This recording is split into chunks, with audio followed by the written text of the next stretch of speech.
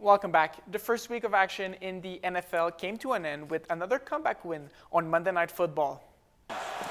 Thielen in motion. McCarthy keeps. He's got it. And forces his way into the end zone. Touchdown.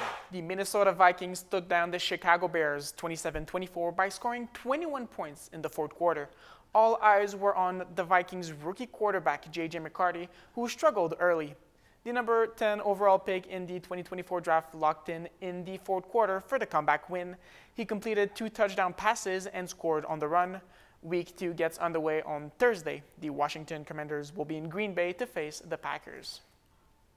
As athletes in Alberta sign up to play school sports this fall, girls are being given a provincially mandated form that requires them to confirm their sex at birth. One young athlete doesn't want to have to write down personal information and is concerned about wider implications. CTV's Connor Hogg has more.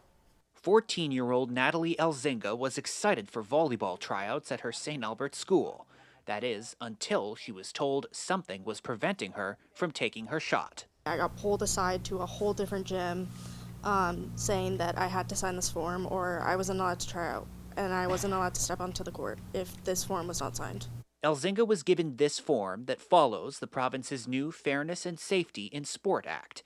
It requires women and girls and the parents of those under 18 to confirm they were born female in order to play competitive sports. I'm not trans, I'm not queer in any way, shape, or form, but I know that this is terrifying for people who are. St. Albert Public Schools says the forms are being distributed and collected by coaches when students try out for a team.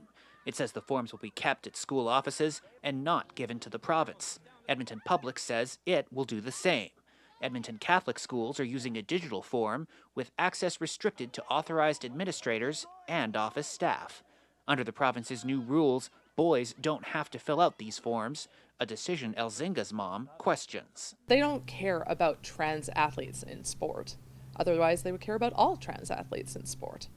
You know, they care about girls specifically and limiting what they can do. The press secretary for the Minister of Tourism and Sport says it's the responsibility of sport organizations to verify requirements are met and to maintain personal information while following privacy legislation. The ministry says the act will make sport safe, accessible, and fair for all Albertans, and the province has no plans for similar legislation for boys at this time. In the end, Elzinga decided to hand in the form, but not before crossing out the words fairness and safety.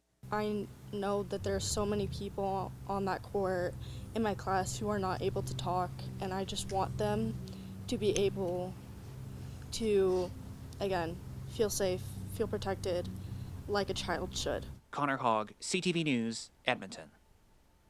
The greatest competitive eater in the world has taken another bite out of the competition. The winner is Joey Jaws Chestnut!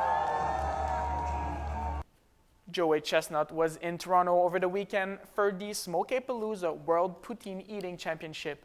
The 41-year-old rose to icon status with the famous Nathan's hot dog eating contest over the years.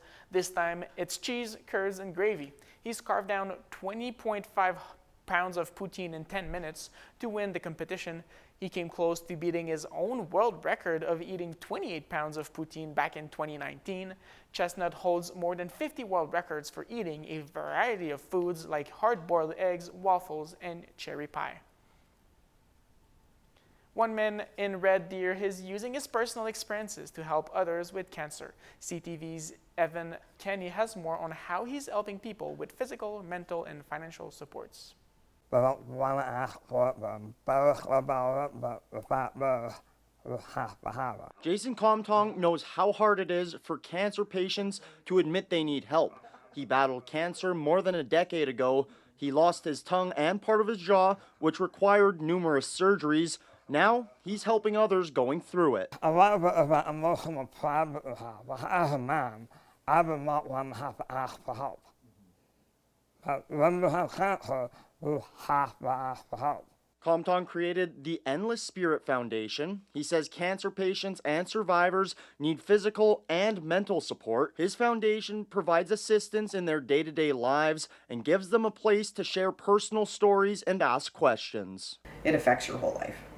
And so and the Spirit Foundation wants to help outside of that medical realm in any way that we can. Comtong says battling cancer is expensive. Between treatments and loss of income, some could be facing costs in the tens of thousands of dollars. His foundation hands out these cards, which people can show at participating businesses to get a discount. I want a little bit of help. Come and put a lot of help. The Canadian Cancer Society says about 45% of Canadians will be diagnosed with cancer, a major reason why Comtong is expanding his foundation to cities across the country, offering support beyond Red Deer's borders. Evan Kenny, CTV News. That's our news for this evening. Thank you for watching, and we'll see you tomorrow at 6.